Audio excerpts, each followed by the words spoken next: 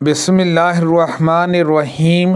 حضرت انس رضی اللہ عنہ نے کہا، میں نے نبی کریم صلی اللہ علیہ وسلم کو لہسن کے بارے میں کچھ کہتے نہیں سنا، البتہ آپ نے فرمایا جو شخص لہسن کھائے تو وہ ہماری مسجد کے قریب نہ آئے۔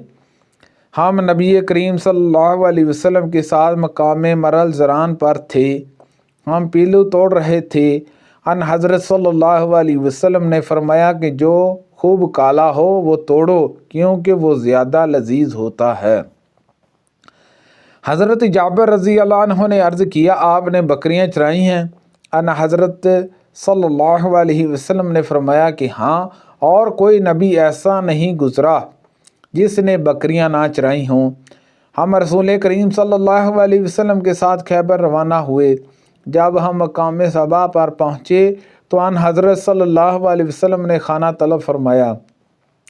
کھانے میں ستو کے سوا اور کوئی چیز نہیں لائی گئی۔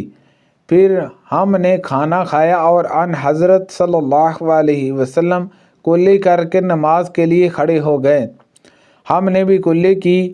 نبی کریم صلی اللہ علیہ وسلم نے فرمایا، جب کوئی شخص کھانا کھائے تو ہاتھ چاٹنے یا کسی کو چٹانے سے پہلے ہاتھ نہ پونچھے۔ سعید بن الحارث نے جابر رضی اللہ عنہ سے ایسی چیز کے کھانے کے بعد جو آگ پر رکھی ہو وضو کے متعلق پوچھا کہ کیا ایسی چیز کھانے سے وضو ٹوٹ جاتا ہے؟ تو انہوں نے کہا کہ نہیں۔ نبی کریم صلی اللہ علیہ وسلم کے زمانے میں ہمیں اس طرح کا کھانا جو پکا ہوا ہوتا بہت کم میسر آتا تھا، اور اگر میسر آ بھی جاتا تھا تو سوائے ہماری ہتھیلیوں، بازوں اور پاؤں کے کوئی رومال نہیں ہوتا تھا، اور ہم انہی سے اپنے ہاتھ صاف کر کے نماز پڑھ لیتے تھے۔ اور وضو اگر پہلے سے وضو ہوتا تو نیا وضو نہیں کرتے تھے۔ نبی کریم صلی اللہ علیہ وسلم کے سامنے سے جب کھانا اٹھایا جاتا تو آپ یہ دعا پڑھتے، تمام تعریفیں اللہ کے لیے، بہت زیادہ پاکیزہ برکت والی، ہم اس کھانے کا حق پوری طرح ادا نہ کر سکے اور یہ ہمیشہ کے لیے رخصت نہیں کیا گیا ہے، اور یہ اس لیے کہا تاکہ اس سے ہم کو بے پرواہی کا خیال نہ ہو۔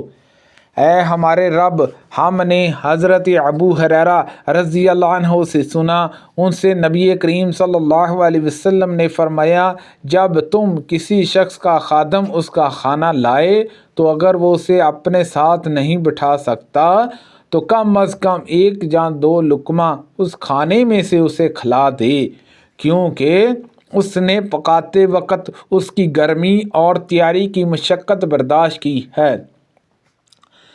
جماعت انصار کے ایک صحابی ابو شعیب رضی اللہ عنہ کے نام سے مشہور تھے۔ ان کے پاس ایک غلام تھا جو گوشت بیچا کرتا تھا۔ وہ صحابی نبی کریم صلی اللہ علیہ وسلم کی مجلس میں حاضر ہوئے تو ان حضرت صلی اللہ علیہ وسلم اپنے صحابہ کے ساتھ تشریف رکھتے تھے۔ انہوں نے ان حضرت صلی اللہ علیہ وسلم کے چہرہ مبارک سے فاقے کا اندازہ لگا لیا، چنانچہ وہ اپنے گوشت فروش غلام کے پاس گئے اور کہا کہ میرے لیے 5 آدمیوں کا کھانا تیار کر دو، میں حضور اکرم صلی اللہ علیہ وسلم کو 4 دوسرے آدمیوں کے ساتھ دعوت دوں گا۔ غلام نے کھانا تیار کر دیا۔ اس کے بعد ابو شعیب رضی اللہ عنہ ان حضرت صلی اللہ علیہ وسلم کی خدمت میں گئے اور آپ کو کھانے کی دعوت دی۔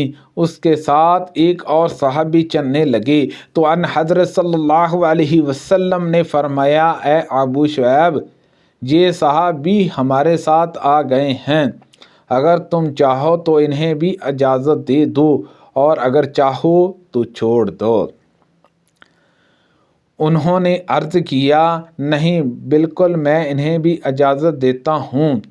حضرت ابن عمر رضی اللہ عنہما نے ایک مرتبہ رات کا کھانا کھایا اور اس وقت آپ امامت کی قرات سن رہے تھے۔ نبی کریم صلی اللہ علیہ وسلم نے فرمایا، جب نماز کھڑی ہو چکے اور رات کا کھانا بھی سامنے ہو تو کھانا کھاؤ۔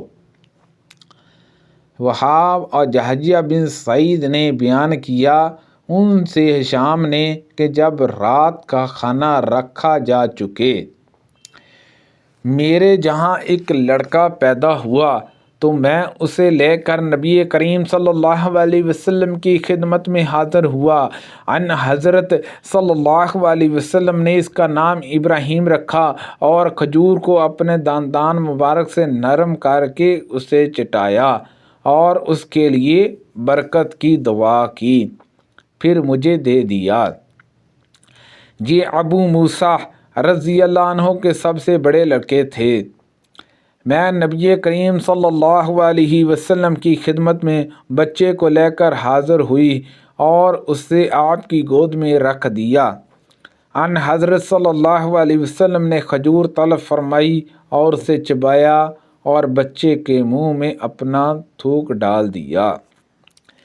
چنانچہ پہلی چیز جو اس بچے کے پیٹ میں گئی وہ حضور اکرم صلی اللہ علیہ وسلم کا تھوک مبارک تھا۔ سبحان اللہ عز و جل۔ پھر آپ نے کھجور سے تنی کی اور اس کے لیے برکت کی دعا فرمائی۔ یہ سب سے پہلا بچہ تھا جو اسلام میں ہجرت کے بعد مدینہ منورہ میں پیدا ہوا۔ صحابہ اکرام رضی اللہ عنہما اس سے بہت خوش ہوئے کیونکہ یہ افواہیں پھیلائی جا رہی تھی کہ یہودیوں نے تمام مسلمانوں پر جادو کر دیا ہے، اس لیے تمہارے جہاں اب کوئی بچہ پیدا نہیں ہوگا۔ حضرت ابو طلحہ رضی اللہ عنہ کا ایک لڑکا بیمار تھا۔ ابو طلحہ کہیں باہر گئے ہوئے تھے کہ بچے کا انتقال ہو گیا۔ جب وہ تھکے ماندے واپس آئے تو پوچھا کہ بچہ کیسا ہے۔ ان کی بیوی ام سلیم رضی اللہ عنہا نے کہا کہ وہ پہلے سے زیادہ سکون کے ساتھ ہیں۔ پھر بیوی نے ان کے سامنے رات کا کھانا رکھا اور ابو طلحہ رضی اللہ عنہ نے کھانا کھایا۔ اس کے بعد انہوں نے ان کے ساتھ ہم بستری کی۔ پھر جب فارغ ہوئے تو انہوں نے کہا کہ بچے کو دفن کر دو۔ صبح ہوئی تو ابو طلحہ رضی اللہ عنہ رسول کریم صلی اللہ علیہ وسلم کی خدمت میں حاضر ہوئے اور آپ کو واقعے کی اطلاع دی۔ ان حضرت صلی اللہ علیہ وسلم نے دریافت فرمایا کہ تم نے رات ہم بستری بھی کی تھی؟ انہوں نے عرض کیا کہ جی ہاں۔ ان حضرت صلی اللہ علیہ وسلم نے دعا کی، اے اللہ ان دونوں کو برکت عطا فرما۔ پھر ان کے جہاں ایک بچہ پیدا ہوا تو مجھ سے ابو طلحہ رضی اللہ عنہ نے کہا کہ اسے حفاظت کے ساتھ ان حضرت صلی اللہ علیہ وسلم کی خدمت میں لے جاؤ۔